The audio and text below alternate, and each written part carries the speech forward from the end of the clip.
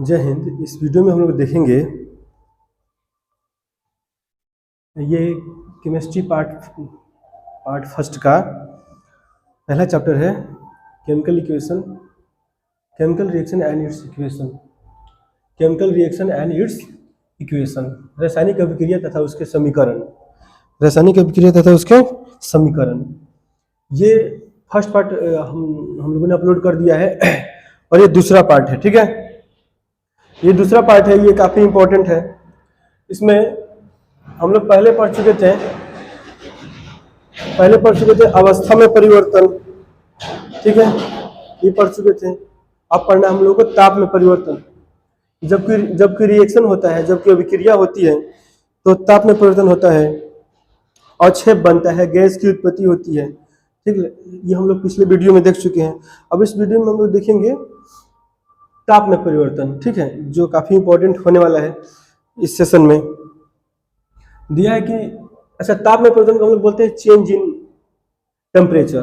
कोई भी रिएक्शन होता है तो उसका टेम्परेचर में चेंज होता है, या तो टेम्परेचर बढ़ेगा और या तो टेम्परेचर घटेगा। ठीक है, तो उसी के आधार पर हम लोग देखते हैं कुछ रासायनिक अभिक्रिया के बाद ताप में परिवर्तन होता है। ताप में परिवर्तन होता है, जैसे में दिया यहाँ पर पहला कि कली चूना के एक ढेले पर, ढेला मतलब समझ रहे होंगे, एक टुकड़ा कह दे चाहे ढेला कह दे, तो कली चूना के एक ढेले पर जल गिराया जाए तो पर्याप्त मात्रा में ऊष्मा निकलती है। कली चूना के एक ढेले पर जल गिराया जाता है ना, तो पर्याप्त मात्रा में ऊष्मा निकलती है। तो हम लोग देखते हैं यहाँ पर कली चूना के बारे में कुछ डिटेल में बताते हैं। देखते हैं कली चूना। कली चूना एक ही बार में इसको समझना है हम लोगों को। ठीक है, कली चूना आखिर होता क्या है? तो कली चूना का इसको हम लोग कहते हैं, इंग्लिश में बता देते हैं नाम इसका, चाहे हिंदी में देख लेते हैं एक बार। इसको बोलते हैं बिना बुझा हुआ चूना। क्या बोलते हैं? बिना बुझा हुआ चूना बोलते हैं, बिना बुझा हुआ चूना। ठीक है,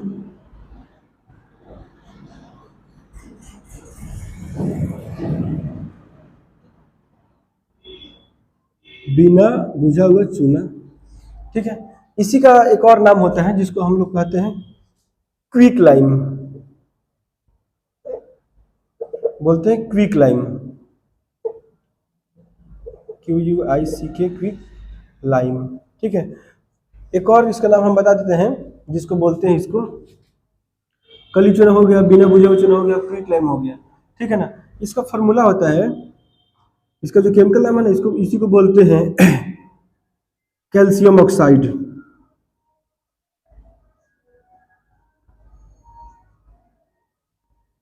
नाम है इसका कैल्शियम ऑक्साइड।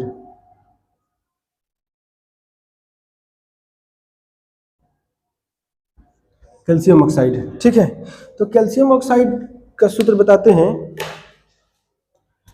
इसे यहाँ पर दिया है CaO। ठीक है, ये हो गया कैल्शियम ऑक्साइड। इसी को बोलते हैं कली चूना कह दे, हम लोग कली चूना कह दे तो, चाहे बिना बुझा हुआ चूना कह दे तो, चाहे क्विक लाइम कह दे तो, और चाहे कैल्शियम ऑक्साइड कह दे तो। ये काफ़ी इसको बच्चों से ये मतलब गुजारिश है, मतलब ये समझो कि रिक्वेस्ट है कि इसको नोट कर ले, जो काफ़ी इंपॉर्टेंट है। कली चूना कहें, चाहे बिना बुझे हुआ चूना कहें, चाहे क्विक लाइम बोले। हिंदी में भी लिख देगा, इधर लिख देते हैं क्विक लाइम, नीचे लिख देते हैं यहाँ पर क्विक लाइम, लिख दें क्विक लाइम। क्विक लाइम जो इसको उतार सकते हैं बच्चे बहुत बढ़िया से। ठीक है, इसको बोलते हैं क्विक लाइम। अब देखिए, अब इसका बोला है कि इस पर जल गिरा दिया जाए, मैंने पानी, वाटर। ठीक है, तो इस पर जब जल गिराएंगे तो क्या होगा, इसमें से काफी ज्यादा मात्रा में क्या मतलब हीट निकलेगा। ठीक है ना, हीट निकलेगा। तो देखते हैं क्या होता है, देखते हैं। देखिए, इसमें जैसे ये कैल्शियम, पहले हम लोग लिख देते हैं खूब बढ़िया से, कैल्शियम ऑक्साइड।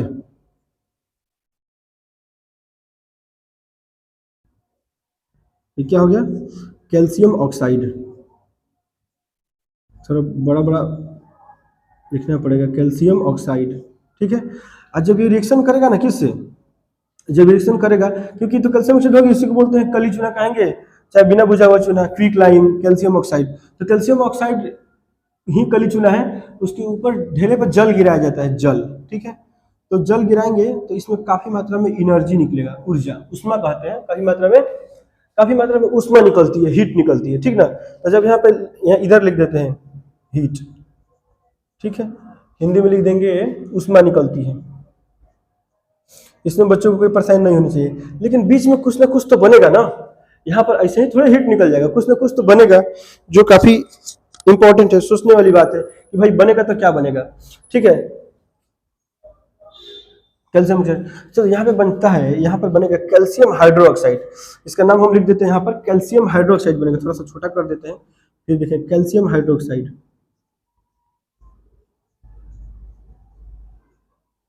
कैल्शियम हाइड्रोक्साइड बनेगा।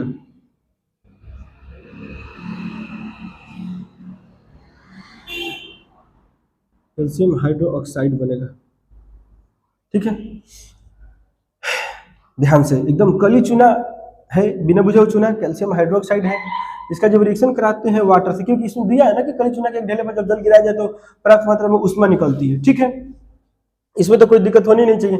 अब इसको थोड़ा सा हम लोग जब पढ़ ही रहे हैं तो इसको थोड़ा सा उसके रूप में लिखे, सिंबॉलिक फॉर्म में लिख देते, तो कैल्शियम ऑक्साइड। और जब इसको रिएक्शन कराते हैं किससे, जल से, तो जल का फॉर्मूला बच्चों को पता ही होना चाहिए, क्या होता है, जल का फॉर्मूला हो जाएगा H2O, ठीक है। जब ये रिएक्शन करेगा ना तो बनेगा कैल्शियम हाइड्रोक्साइड। तो कैल्शियम हाइड्रोक्साइड का फॉर्मूला अभी बताते हैं बच्चों को, CaOH, CaOH का होल ट्वाइस, CaOH का होल ट्वाइस होता है फॉर्मूला, ठीक है। इसमें बच्चों को कोई परेशानी होनी नहीं चाहिए मेरे हिसाब से। अब यहाँ पे, और यहाँ पे हीट निकलेगा, यहाँ पे उष्मा निकलेगा। तो ये तो हो गया, पिछले वीडियो में मैंने बताया था, पिछले वीडियो में मैंने बताया था कि ये तो हो गया हम लोगों का वर्ड रिएक्शन, मतलब शब्द समीकरण, शब्द समीकरण। लेकिन नीचे दे दिया ये नोटेशन फॉर्म में, सिंबॉलिक फॉर्म में बता दिए। लेकिन बात रही कि बैलेंस, बैलेंसिंग तो हम लोग सीखेंगे ही, वैसे भी ये बैलेंस है, इसमें सोचने वाली बात नहीं है, बैलेंस है, ठीक है। अच्छा, अब हीट निकल रहा है, तो एक बार हम लोग देख लेते हैं, ये जो है ना, ये जो रिएक्शन अभी भी हुआ है, ये ऊष्माक्षेपी अभिक्रिया का उदाहरण है। कौन से अभिक्रिया का उदाहरण है ये, ऊष्माक्षेपी अभिक्रिया का उदाहरण है। ये जो अभी हमने लिखा है, ये ऊष्माक्षेपी अभिक्रिया, यहाँ पे बताते हैं ऊष्माक्षेपी क्या होता है, ठीक है। ऊष्माक्षेपी, यहाँ तक तो बच्चों तो नोट कर लिए होंगे, नोट कर लें, स्क्रीनशॉट ले लें, क्योंकि यहाँ पे हम मिटाए कुछ और डिटेल में बताएंगे, ठीक है। ठीक है, हट जाते हैं, एक बार चाहे तो स्क्रीनशॉट ले सकते हैं, ठीक है। ऊष्माक्षेपी अभिक्रिया के बारे में बताते हैं, उसमें ट्रिक भी बताएंगे कि भाई कैसे हम लोग याद रखेंगे उसको।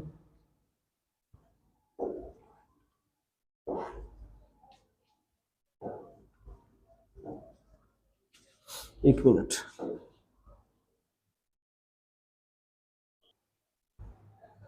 हाँ, यहाँ पे दिए हैं कि ऊष्माक्षेपी अभिक्रिया। तो ऊष्माक्षेपी अभिक्रिया के बारे में हम लोग समझ लेते हैं कि वैसी अभिक्रिया जिसमें ऊष्मा का उत्सर्जन होता हो, वैसी अभिक्रिया जिसमें ऊष्मा का उत्सर्जन होता हो, वैसी अभिक्रिया, वैसी अभिक्रिया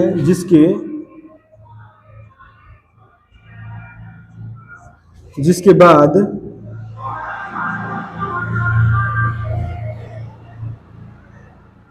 उष्मा निकलती हो,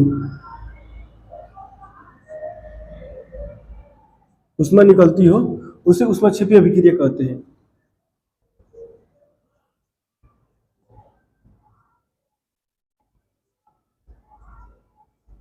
उसे ऊष्माक्षेपी अभिक्रिया कहते हैं,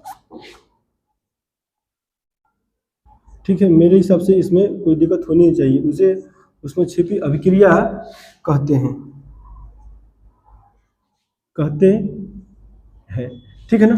अच्छा, इसका एक ट्रिक बताते हैं कि याद कैसे रखें कि ऊष्मा निकल रही है, क्योंकि इसके अलावा एक और भी है, ऊष्मा शोषी अभिक्रिया। तो उसको हम लोग कैसे याद रखेंगे, तो उसके बारे में हम थोड़ा सा बताते हैं बच्चों को। इसको ऊष्माक्षेपी अभिक्रिया, ऊष्माक्षेपी, एक तो कह सकते कि ऊष्मा का क्षय हो रहा है, मतलब ऊष्मा इसमें से निकल रही है, रिलीज हो रही है, लेकिन इसको इंग्लिश में हम लोग बोलते हैं एक्सोथर्मिक रिएक्शन। क्या बोलते हैं, एक्सोथर्मिक, इंग्लिश में इसको बोलते हैं एक्सोथर्मिक रिएक्शन। एक्जोथर्मिक जो रिएक्शन होता है, जैसे बोलते हैं ना एक्जोथर्मिक मतलब हिट जा, एक्जोथर्मिक मतलब हिट जा। तो इसमें क्या होता है कि ऊष्मा चली जाती है।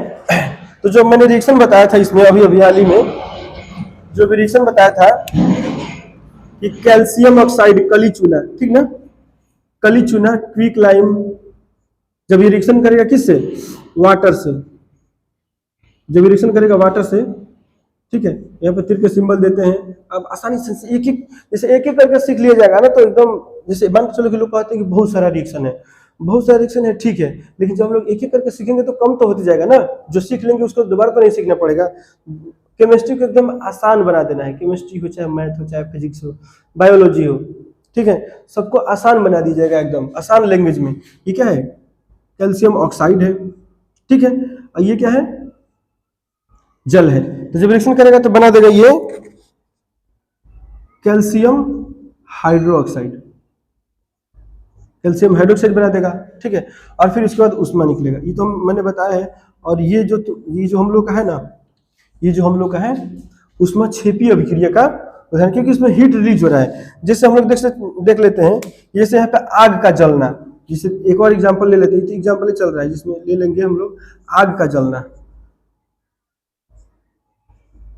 आग का जलना, ठीक है। जैसे यहाँ पे लकड़ी है, जैसे यहाँ पे आग जल रहा है, स्पिरिट लैंप पे ऐसे आग जला दिया गया, ठीक है, तो इसमें से हीट क्या हो रहा है, निकल रहा है, तभी तो लोगों को गर्मी महसूस होती है कि यहाँ से हीट निकल रहा है। हीट निकल रहा है, इसको क्या बोलेंगे कि यहाँ पे ये भी एक ऊष्माक्षेपी अभिक्रिया का, उस एक्सोथर्मिक रिएक्शन का आग का जलना, ये भी एक ऊष्माक्षेपी अभिक्रिया का उदाहरण है, ठीक है। ऊष्माक्षेपी अभिक्रिया के कई सारे एग्जाम्पल होते हैं, जिसमें शोषण भी ऊष्माक्षेपी अभिक्रिया का ही उदाहरण है, ठीक है। यहाँ तक तो बच्चों को कोई दिक्कत नहीं होनी चाहिए, ठीक है ना, यहाँ तक बच्चों को कोई दिक्कत नहीं होनी चाहिए, क्योंकि आग से हीट क्या होता है, रिलीज हो रहा है, निकल रहा है। तो ये हो गया हम लोग का ऊष्माक्षेपी अभिक्रिया का उदाहरण। अच्छा, एक चीज और बता देते हैं कि ये जो कली चूना है ना, जब जल से रिएक्शन करता है तो ये तो बना दिएगा कैल्शियम हाइड्रोक्साइड। अच्छा, कैल्शियम हाइड्रोक्साइड का कुछ और हम नाम बता देते हैं, यहाँ पे लिखते हैं, यहाँ पे लिख देंगे कैल्शियम हाइड्रोक्साइड, क्या लिख देंगे, कैल्शियम हाइड्रोक्साइड, यहाँ पे 2 है, तो इसको एक ऐसे जो नॉर्मल नाम लिख देते हैं ऐसे कैल्शियम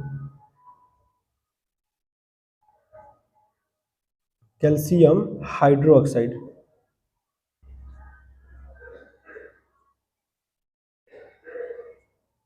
ये तो हो गया कैल्शियम हाइड्रोक्साइड, ठीक है। अच्छा, इसका एक और नाम होता है, हम लोग बोलते हैं भाखरा चूना, क्या बोलते हैं, भाखरा चूना। हम लोग ऐसे ही फॉर्मूला याद करेंगे, भाखरा चूना, भाखरा चूना कह देंगे। अच्छा, इसका एक और नाम है जिसको बोलते हैं, हम लोग इंग्लिश में बता देते हैं, कभी कभी हिंदी में लिखे, इंग्लिशों को हिंदी में लिखे देता है, इंग्लिश को हिंदी में लिखे देते हैं, इसको हम लोग कैसे समझेंगे, बोलते हैं स्लैग्ड लाइम, क्या बोलते हैं, slagged lime, slagged lime, lime मतलब चूना होता है, बिहार बोर्ड के बच्चे घबराए नहीं, मान के चलिए क्विक लाइम लिख दे देगा तो आप तो बता सकते हैं ना कि क्विक लाइम का फॉर्मूला ये होता है कैल्शियम हाइड्रोक्साइड, इसी को बोलते हैं बिना बुझा हुआ चूना। ये हो गया भखरा चूना, ये क्या हो गया, कैल्शियम हाइड्रोक्साइड क्या हो गया, भखरा चूना, ठीक है। यहाँ तक मेरे हिसाब से बच्चों को तो कोई दिक्कत होनी चाहिए। देखिए अगर वीडियो कैसा आ रहा है बता दिएगा, कैसे कैल्शियम हाइड्रोक्साइड है, भखरा चूना, स्लैग्ड लाइम हो गया, ठीक है। काफी इंपॉर्टेंट वीडियो जाने वाला है ये। ऊष्माक्षेपी अभिक्रिया, तो ऊष्माक्षेपी अभिक्रिया को बता दिए कि एक्सोथर्मिक रिएक्शन कहते हैं, और फिर हम लोग का है कि वैसे अभिक्रिया जिसके बाद ऊष्मा निकलती है उसे ऊष्माक्षेपी अभिक्रिया कहते हैं, ठीक है। तो ऊष्माक्षेपी अभिक्रिया में कि हम लोग एग्जांपल ले लिया है कैल्शियम ऑक्साइड, जब जल से रिएक्शन करता है तो कैल्शियम हाइड्रोक्साइड प्लस ऊष्मा बनता है, और उसमें जिसमें निकलता है उसको ऊष्माक्षेपी कहते हैं। मेरे हिसाब से बच्चों को कोई दिक्कत होनी ही नहीं चाहिए, जो काफी इंपॉर्टेंट है, ठीक है। अब इतना दूर तो हो गया। अब हम लोग एक बार दूसरा एग्जांपल जो देते हैं, लिखा है कि एक परख नली में अमोनियम क्लोराइड, एक परख नली में, परख नली मतलब शीशे का बना होता है, लैब में भी होता है परख नली, छोटा सा इस आकार का होता है, इस आकार का होता है, जैसे यू आकार का, जैसे ऐसे ही होता है, ठीक है, छोटा सा होता है। तो दिया है कि एक परख नली में अमोनियम क्लोराइड का फॉर्मूला यहाँ पे लिख दिया गया है NH4Cl एंड अमोनियम क्लोराइड का। अच्छा, हम एक एक करके सबका फॉर्मूला बता देते हैं, ठीक है ना। अमोनियम क्लोराइड हो गया, और जब रिएक्शन करेगा किससे, बेरियम हाइड्रोक्साइड से, क्या लिखा है, बेरियम हाइड्रोक्साइड। अच्छा, हाइड्रोक्साइड दिख रहा है यहाँ पे, तो जहां पर भी ये सब दिख रहा है इसके बारे में बता दें कि किस नेचर का होता है, तो आप लिखेंगे कि वेरी बेसिक नेचर। तो जो वेरी ऑक्साइड होता है ना, ये बेसिक नेचर का होता है। बेसिक मतलब क्षारीय नेचर का होता है, क्षारीय। ऐसे तो बच्चे नेक्स्ट चैप्टर में हम लोग डिटेल में पढ़ेंगे ही, हम लोग नेक्स्ट चैप्टर में डिटेल में तो पढ़ेंगे ही। ये किस नेचर का होता है, किस नेचर का होता है, तो बेसिक नेचर का मतलब क्षारीय नेचर का। उसके बाद दिया है कि अमोनियम क्लोराइड जब रिएक्शन करता है ना, जब रिएक्शन करता है तो बेरियम क्लोराइड बना लेता है, बेरियम क्लोराइड बना लेता है। अच्छा एक बार हम लोग देख लेते हैं कि ये बना कैसे लेता है, ठीक है ना। देखिए जैसे मैं यहाँ पर बेरियम हमेशा ये पॉजिटिव बनाता है, ठीक है ना, ये पॉजिटिव, इस पे प्लस चार्ज होता है और इस पे माइनस चार्ज होता है, ठीक है ना। तो इसमें भी प्लस चार्ज होता है, ठीक है, और इस पे माइनस चार्ज होता है, ठीक है ना। तो जब रिएक्शन करेगा ना, देखिए बताते हैं, जैसे ये बेरियम है तो बेरियम प्लस में है तो इसके माइनस के साथ ही करेगा रिएक्शन। कहीं भी देख लीजिए, इसके क्लोरीन के साथ कर लिया, ठीक है, तो क्या बना लिया, BaCl2 बना लिया, BaCl2 बना लिया। इसमें मेरे हिसाब से बच्चों को कोई दिक्कत होना ही नहीं चाहिए, ठीक है ना। अब उसके बाद इसमें का जो ये निगेटिव वाला है, तो इसमें देखिए एक तो क्लियर हो गया कि बेरियम क्लोराइड बन गया। अब फिर यहाँ पे ये बना है अमोनिया, क्या दिया है, अमोनिया। तो रिएक्शन के बाद क्या बन गया, रिएक्शन के बाद बन गया कि बेरियम क्लोराइड अमोनिया तथा जल बनता है। तो अमोनिया तो यहाँ पे है ही, NH3 किसका फॉर्मूला है, ये अमोनिया का, इसका ये अमोनिया, जो काफी इंपॉर्टेंट है, जो काफी इंपॉर्टेंट है। अगर एक एग्जाम्पल, अगर कुछ भी लिख दीजिए आप परीक्षा में परिभाषा लिख दीजिए, लेकिन अगर एग्जाम्पल नहीं दिए तो फिर अच्छा नहीं होगा। एग्जाम्पल देना काफी इंपॉर्टेंट है। तो यहाँ पर ये अमोनिया हो गया, फिर ये क्या बन गया, जल बन गया, ये जल बन गया। ये क्या है, बेरियम क्लोराइड है, हम लोग लिख देंगे बेरियम क्लोराइड, इसको लिख देते हैं बेरियम क्लोराइड। बच्चे काफी बढ़िया से नोट्स बना ले, क्या क्या लिखा जाता है, बेरियम क्लोराइड, बेरियम क्लोराइड। मेरे हिसाब से तो बच्चों को इसमें परेशानी होनी ही नहीं चाहिए, ठीक है ना। जैसे अभी हम लोग काफी सारा कल पढ़े थे ताप में परिवर्तन, अभी पढ़े हैं ताप में परिवर्तन, कल पढ़े थे अवस्था में परिवर्तन, ठीक है। उसके बाद गैस का निकलना, हाइड्रोजन गैस का निकलना, ठीक है। चाहे कोई भी रिएक्शन होता है तो उसमें गैस कुछ ना कुछ निकलता है, तभी तो हम लोग पहचान पाएंगे कि ये रिएक्शन हुआ है या नहीं हुआ है। तो ये क्या बन गया, बेरियम क्लोराइड अमोनिया तथा जल बनता है, ठीक है ना। तो जब जल बनेगा ना, तो फिर बाद में जब हम लोग जो परखनली है, इसको जब टच करेंगे ना तो ये ठंडा हो जाएगा, जब इसको टच करेंगे तो ठंडा हो जाएगा। अच्छा ये दोनों इंपॉर्टेंट ताप में परिवर्तन के लिए लिखे तो, अच्छा है ऊष्माक्षेपी, अच्छा है ऊष्माशोषी के रिएक्शन के लिए लिखे तो, दोनों एग्जाम्पल काफी परफेक्ट है। फिर से मैं बता देते हैं कि अमोनियम क्लोराइड जब रिएक्शन करता है किससे, बेरियम हाइड्रोक्साइड से, तो बेरियम क्लोराइड बनाता है और अमोनिया बनाता है और फिर जल बनाता है, ठीक है। इसमें घबराने की बिल्कुल बात नहीं है, ठीक है। तो हम लोग ने ऊष्माक्षेपी तो बता दिया, अब एक बार ऊष्माशोषी बता देते हैं। एक बार ऊष्माशोषी बता देंगे तो बच्चों को मेरे हिसाब से तो क्लियर हो जाएगा। कम से कम समझिए कि इस दोनों इसका एक बार मिलाकर देख लीजिए तो कम से कम 10 नंबर का एग्जाम में क्वेश्चन इससे आता है, केमिस्ट्री से। काफी हिट क्वेश्चन है, ऊष्माक्षेपी अभिक्रिया, ऊष्माशोषी अभिक्रिया एग्जाम में पक्का आता है, ठीक है। इसका परिभाषा, ये एग्जाम्पल आप चाहे तो लिख सकते हैं, एग्जाम्पल परिभाषा लिखे, अगर एग्जाम्पल नहीं दिए ना तो समझिए कि नंबर कट जाएगा। आप परिभाषा लिख दिए, भले छोटा ही परिभाषा लिखे हैं, लेकिन अगर एग्जाम्पल दे दिए तब एग्जामिनर समझेगा कि बच्चा मेहनत किया है, ठीक है। तो इसको ऊष्माक्षेपी के बाद हम लोग बताते हैं ऊष्माशोषी। अमोनिया बता ही दिए, बेरियम क्लोराइड बनेगा, अमोनिया का फॉर्मूला भी काफी इंपॉर्टेंट होता है, कभी फॉर्मूला भी पूछ लेता है, ठीक है। तो इसके बाद हम लोग बताते हैं ऊष्माशोषी अभिक्रिया के बारे में बताते हैं। तो ऊष्माशोषी अभिक्रिया में क्या होता है कि वैसे अभिक्रिया जिस अभिक्रिया के होने के बाद ऊष्मा को क्या कर लिया जाता है, अवशोषित कर लिया जाता है। उसमें क्या होती है, अवशोषित होती है। जैसे में बर्फ का पिघलना, उसके बारे में हम लोग बताते हैं, थोड़ा मिटा के बताते हैं। ऊष्माशोषी अभिक्रिया, तो ये जो है ना, ये ऊष्माशोषी अभिक्रिया का ही एग्जाम्पल है। ये जो ऊष्माशोषी अभिक्रिया का एग्जाम्पल है, थोड़ा बताते हैं।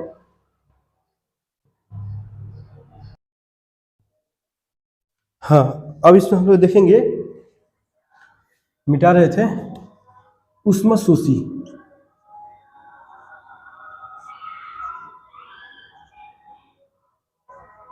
ऊष्माशोषी अभिक्रिया, ठीक है ना। तो ऊष्माशोषी अभिक्रिया बच्चों को समझनी चाहिए। ऊष्माशोषी अभिक्रिया, इसको हम लोग कहते हैं कि ऊष्माशोषी है तो एंडोथर्मिक, क्या बोलते हैं, एंडोथर्मिक।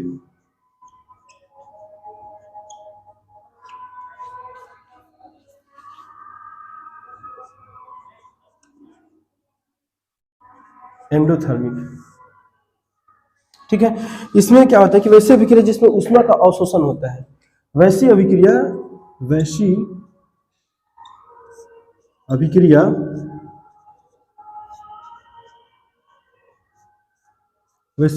जिसके फलस्वरूप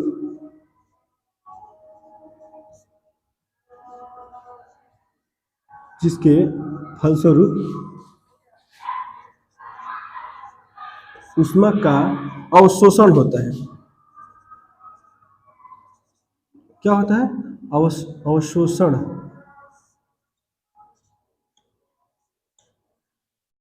ठीक है, वैसे अभिक्रिया जिसके फलस्वरूप ऊष्मा का अवशोषण होता है।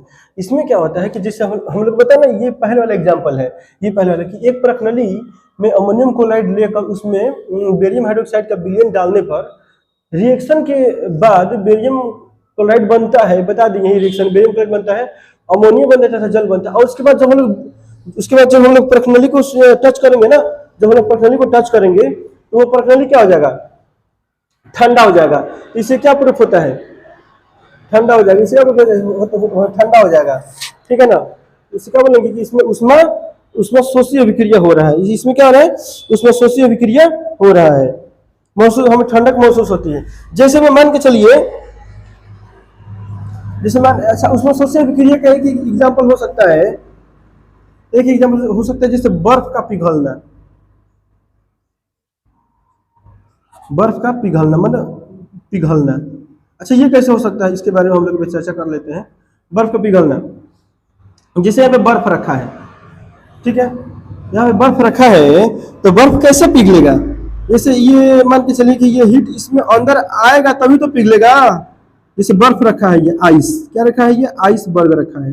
ठीक है, इसमें हीट अंदर आएगा तभी तो ये पिघलेगा। बिना अंदर आए पिघल सकता है? तो बर्फ का पिघलना भी एक कैसी अभिक्रिया है? वैसे तो एक लाइन में हम लोग कह सकते हैं कि ये बर्फ का पिघलना भौतिक अभिक्रिया है। ठीक है ना, लेकिन अभी फिलहाल हम लोग उसमें सोची समझ रहे हैं, क्योंकि भौतिक अभिक्रिया और रासायनिक अभिक्रिया हम लोग डिटेल में समझेंगे। ठीक है ना, नेक्स्ट वीडियो में समझेंगे। मेरे हिसाब से बच्चों को इसमें समझने में कोई दिक्कत होनी नहीं चाहिए कि उसमें शोषी अभिक्रिया को बोले कि एंडोथर्मिक। अच्छा, पहले वाले में हम ट्रिक बताते थे कि एक्सोथर्मिक, उसमें छिपे एक्सो मतलब उसमें उसमें जाती थी, उसमें क्योंकि उसमें निकल जाती थी। जैसे बताया था ना कि कैल्शियम ऑक्साइड जब रिएक्शन करता है वाटर से तो कैल्शियम हाइड्रोक्साइड प्लस हीट बनाता है, मतलब उसमें निकलती है। तो उसी तरीके से इसमें उसमें शोषी में है कि वैसे अभिक्रिया जिसके फलस्वरूप ऊष्मा का अवशोषण होता है, तो उसमें बर्फ का पिघलना हो गया। और ये वाला रिएक्शन, अगर आप दोनों रिएक्शन लिखते हैं तो नंबर पक्का मिलेगा। ठीक है, अगर केवल परिभाषा लिख के छोड़ देते हैं तो फिर नंबर उसमें कम मिलेगा। ठीक है, तो अभी इसमें हो गया हम लोगों का ऊष्मा क्षेपी अभिक्रिया तथा ऊष्मा शोषी अभिक्रिया हो गया। ये दोनों काफी इंपॉर्टेंट है और नेक्स्ट वीडियो में हम लोग आगे की बातों को सीखेंगे। ठीक है, इसमें बताने का मेरा लक्ष्य यही था और चलते हैं। जय हिंद।